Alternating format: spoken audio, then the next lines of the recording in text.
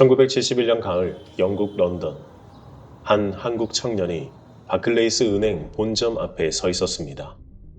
당시 한국은 국민 1인당 소득이 300달러도 채 되지 않던 시절이었습니다. 세계에서 가장 가난한 나라 가운데 하나였죠. 그런 나라에서 온 청년이 영국 은행에 들고 온 건 한국 땅에 거대한 조선소를 짓겠다는 계획서 한 장이었습니다. 그 계획을 진행할 자금을 영국 은행에서 빌리려고 한국에서 비행기를 타고 날아온 거였죠. 은행 담당자가 그를 한번 보고는 입을 떼지 못했습니다. 배 한 척 만들어 본 적 없는 나라, 조선소가 들어올 부지도 아직 모래사장 그대로. 그런데 그 모래사장 사진 한 장만 들고 와서 영국 은행 돈을 빌리겠다고 앉아있는 청년 앞에서 은행은 안 된다는 답을 준비하고 있었습니다. 그때 청년이 자기 주머니에서 한 장의 한국 지폐를 꺼냅니다. 500원짜리 지폐였습니다. 그 위에는 거북선 그림이 그려져 있었죠. 청년이 거북선 그림을 손가락으로 가리키며 이렇게 말합니다. 우리는 이미 1500년대에 세계 최초의 철갑선을 만든 나라입니다. 그 한 문장 뒤에 영국은행이 그 청년에게 거액의 자금을 빌려줍니다. 그 청년이 그날 내린 결정, 모두가 안 된다고 한 자리에서 500원짜리 지폐 한 장으로 영국은행을 설득해낸 그 결정 이후로 한 번 들어온 자본이 그를 떠난 적이 한 번도 없었습니다. 한평생. 그 청년의 이름은 정주영이었습니다. 한국 명리학자들이 가장 자주 분석해온 인물 가운데 한 사람이 정주영입니다. 같은 시대, 같은 시장, 같은 자본 앞에서도 어떤 사람은 한 번 들어온 자본을 한평생 자기 곁에 두고 어떤 사람은 얼마 가지 못해 다시 빈손이 됩니다. 이 차이가 사주 안에서 어디에서 갈리는지 명리학자들이 지난 5천년간 축적된 인간 삶의 데이터로 추적해온 답이 있거든요. 자산이 한평생 곁에 머무르는 사람들의 사주 안에는 우리가 흔히 떠올리는 재성이 아니라 그 정반대 자리에 들어있는 두 글자가 함께 있다는 것. 정주영의 사주 안에도 그 두 글자가 들어있었습니다. 2021년에는 정반대의 일이 일어났습니다. 코인 불장에서 단숨에 수백억을 번 한 사람이 사주 보는 변호사를 찾아왔습니다. 자기 인생에 무엇이 잘못된 건지 그 답을 찾고 싶어서였습니다. 처음 단숨에 들어왔던 수백억이 3년 만에 신기루처럼 사라지고 남아있던 건 사기 피해와 빚뿐이었거든요. 변호사가 그 사람의 사주를 들여다봤을 때 한 가지가 명확했습니다. 재성은 가득 들어 있었습니다. 그래서 단숨에 수백억이 들어왔던 거고요. 그런데 그 재성을 평생 자기 곁에 둘 다른 두 글자가 이 사람의 사주에는 들어있지 않았습니다. 정주영의 사주 안에 들어있었던 그 두 글자가 오늘 이 영상의 끝에서 정주영의 사주에 들어있었던 그 두 글자가 무엇이고 그 두 글자가 우리 사주에 어느 자리에 들어있는지, 그래서 우리의 재물 창고가 언제 어떻게 열리는지에 대한 답이 함께 풀립니다. 성공은 여러분의 당연한 권리입니다. 인생은 우상향이니까요. 안녕하세요. 최희직입니다. 오늘 같이 펼쳐볼 한 권의 책이 있습니다. 사주 보는 변호사. 검사와 변호사로 수천 건의 사건을 다루다 보니 법률 안에서는 도저히 풀리지 않는 의뢰인들의 인생 흐름을 마주하게 된 한 사람이 있었습니다.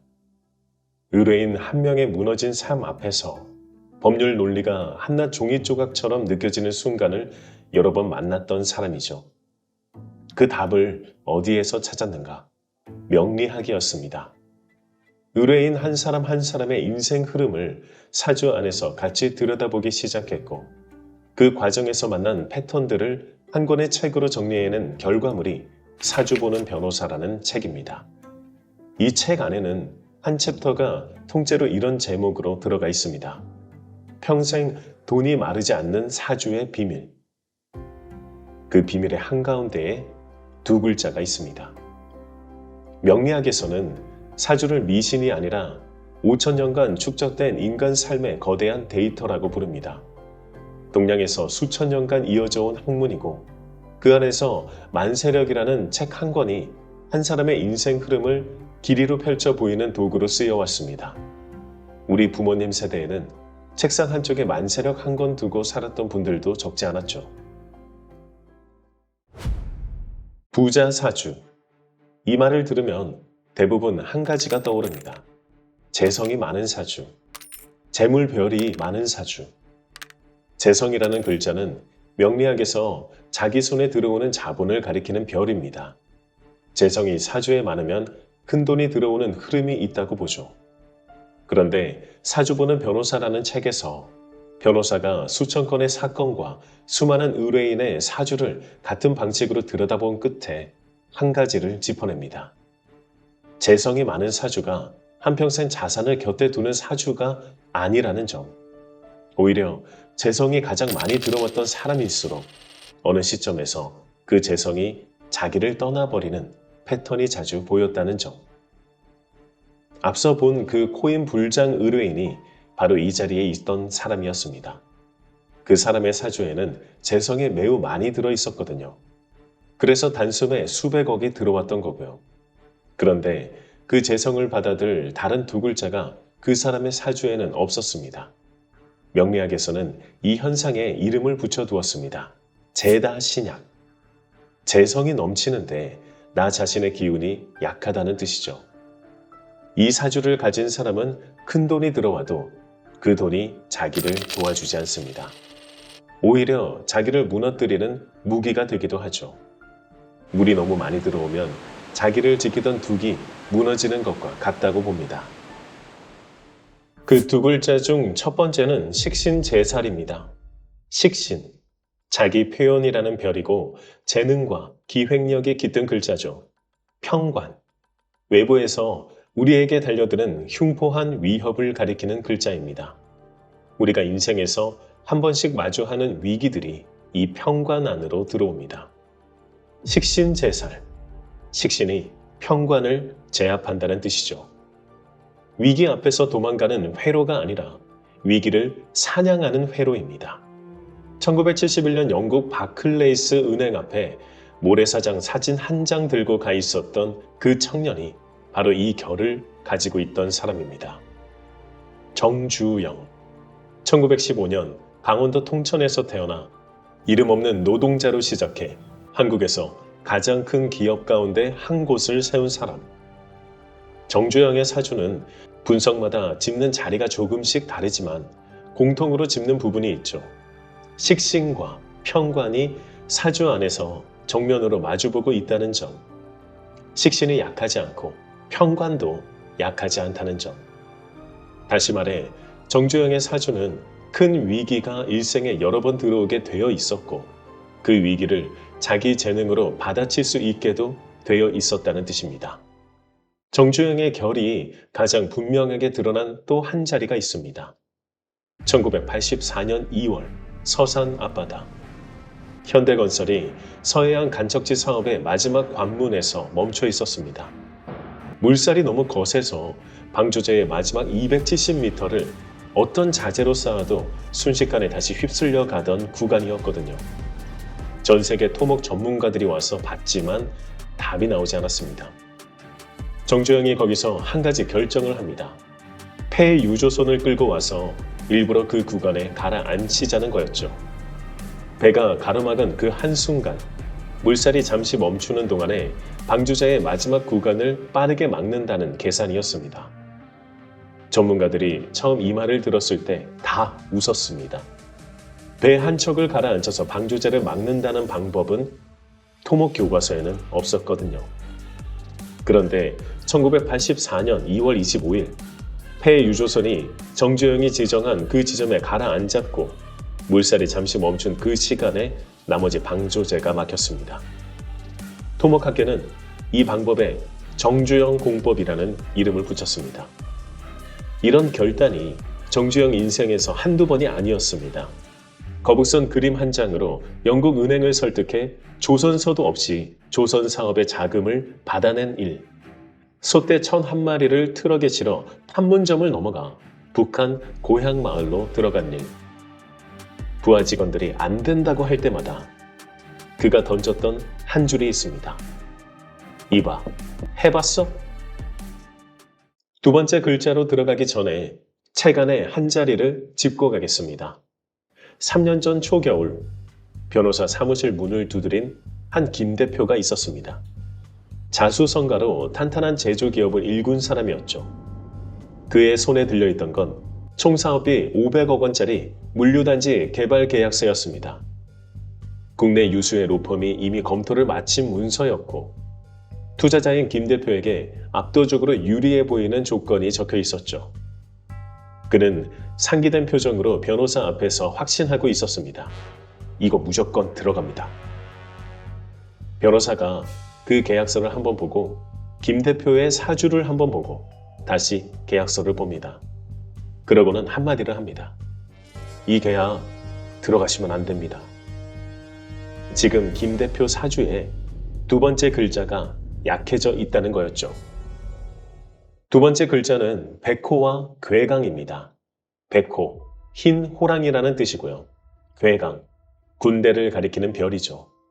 이름만 들어도 힘이 들어가 있는 글자들입니다. 사주 명리학에서는 이 둘을 강한 살이라고 부릅니다. 식신제살이 위기를 사냥감으로 보는 눈이라면 백호와 괴강은 사냥에 들어가는 발걸음입니다. 도망가지도 멈추지도 않고 바로 들어가는 결. 책에서 변호사는 이 자리를 이렇게 정리합니다. 식신제살이 아니더라도 사주가 강하면 편관의 공포가 들어왔을 때 제압할 수 있다. 거기에 백호나 괴강의 기운이 함께 있으면 그 기세로 수익을 낼 수 있다. 다시 말해 위기를 사냥감으로 보는 눈에 망설이지 않는 발걸음이 더해질 때 한 번 들어온 자산이 한평생 같이 가는 구조가 비로소 완성된다는 겁니다. 앞서 들어왔던 김 대표 이야기로 돌아가 보겠습니다. 변호사가 500억 계약서를 보면서 김 대표의 사주에서 본 자리가 바로 여기였습니다. 그의 사주 안에 백호와 괴강에 해당하는 자리가 있긴 했는데 그 자리가 지금 약해져 있었다는 거죠. 이런 상태에서는 큰 결정을 내리면 안 된다는 게 명리학자들의 일관된 결론입니다. 자신을 지킬 발걸음의 기운이 약해진 상태에서 큰 자본이 움직이는 자리에 들어가면 그 자본이 자기를 떠나는 흐름이 가속화되거든요. 김 대표는 변호사의 말을 듣고 그 계약을 보류했습니다. 그로부터 몇 달 뒤 같은 사업에 들어간 다른 투자자들이 사기 피해로 무너졌다는 소식이 들려왔습니다. 김 대표가 그 계약에 들어갔다면 한평생 일군 자산을 그 자리에서 잃을 뻔했던 거죠. 이 사례가 책 한 챕터 제목 그대로입니다. 500억 사기 계약을 막은 사주의 경고. 그런데 여기서 한 가지가 짚히는 부분이 있습니다. 백호와 괴강이 사주에 박혀 있다고 해서 그 사람이 자동으로 망설이지 않는 사람이 되는 건 아니라는 점이죠. 사주는 인생의 가능성을 보여주는 지도일 뿐, 그 길을 실제로 걷는 건 자기 자신입니다. 명리학자들이 늘 함께 보는 한 가지가 있습니다. 운의 흐름. 사주에 강한 글자가 박혀 있어도 지금 살고 있는 운이 도와주지 않으면 그 글자는 잠들어 있습니다.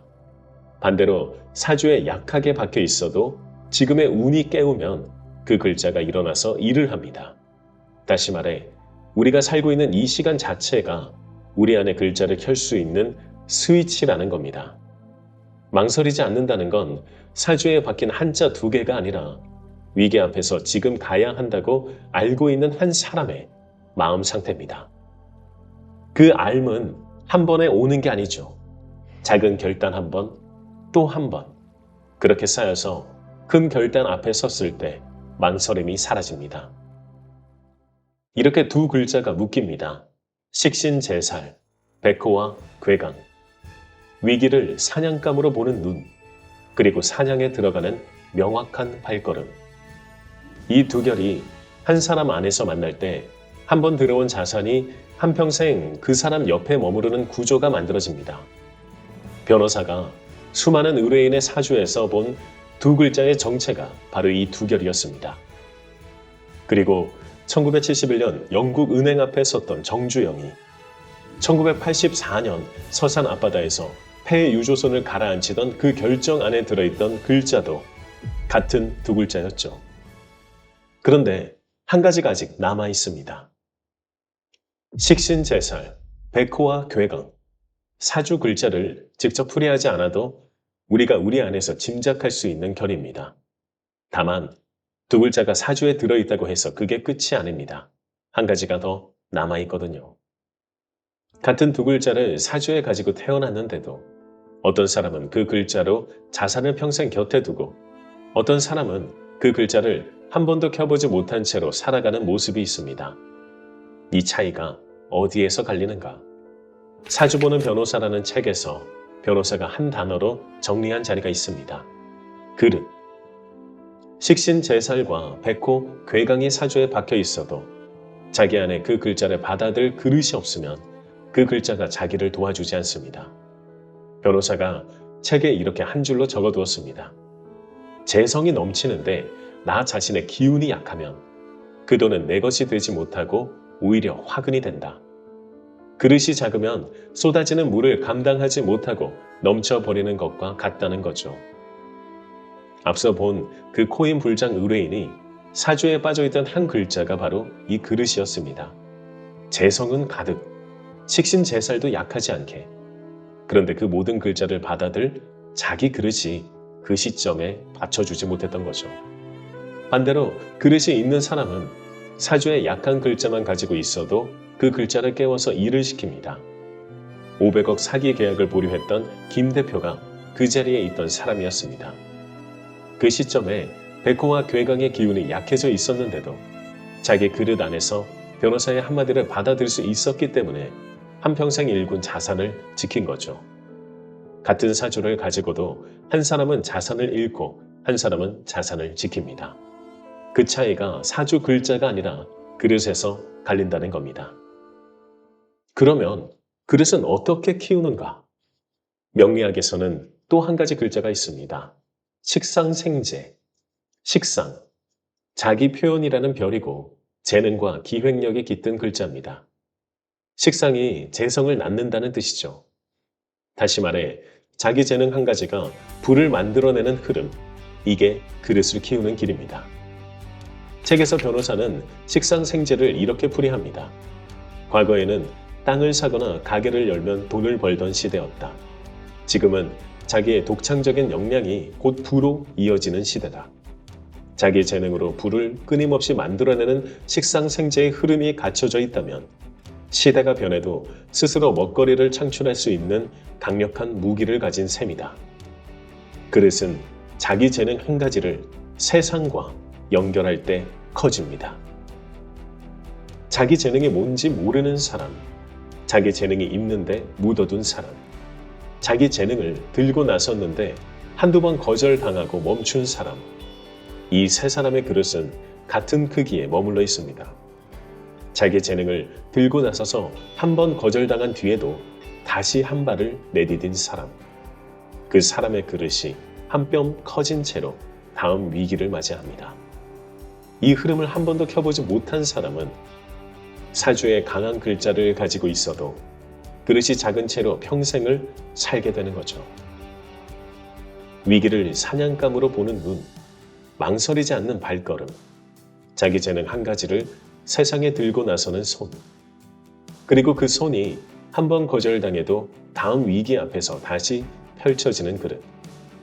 이 네 가지가 사주에 박힌 한자 두 개가 아니라 우리 자신의 마음 상태로 누구나 깔 수 있는 결이라는 겁니다. 오늘 밤 만세력 한번 펼쳐보세요. 요즘은 스마트폰 만세력 앱 하나면 자기의 연원 일시를 입력하는 순간 사주 8글자가 펼쳐집니다. 그 8글자 안에 식신과 편관이 어디에 있는지, 백호와 괴강이 들어있는지 짚어보면 우리 사주 안에 두 글자가 어떤 모양으로 박혀 있는지 보입니다. 그리고 사주 보는 변호사라는 책 안에 2개의 챕터가 들어있습니다. 내 사주는 얼마짜린가? 나의 재물 창고는 언제 어떻게 열릴까? 우리 사주의 재물 창고가 열리는 시점이 들어있는 챕터들이죠. 만세력 한번 펼쳐보신 분이라면 이 두 챕터를 같이 보시면 자기 자산 흐름이 어디로 가는지 한층 또렷해집니다. 자기 그릇을 한 뼘씩 키우는 한 사람의 결정, 그리고 그 결정이 한평생 자산 흐름을 가르는 자리, 이런 결을 같이 다듬는 자리가 있습니다. 바로 상태 세팅 멤버십 위클리 모티브입니다.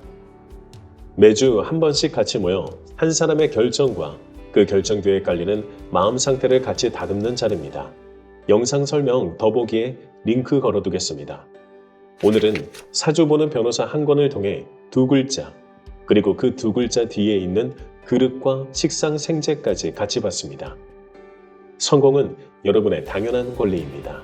인생은 우상향이니까요.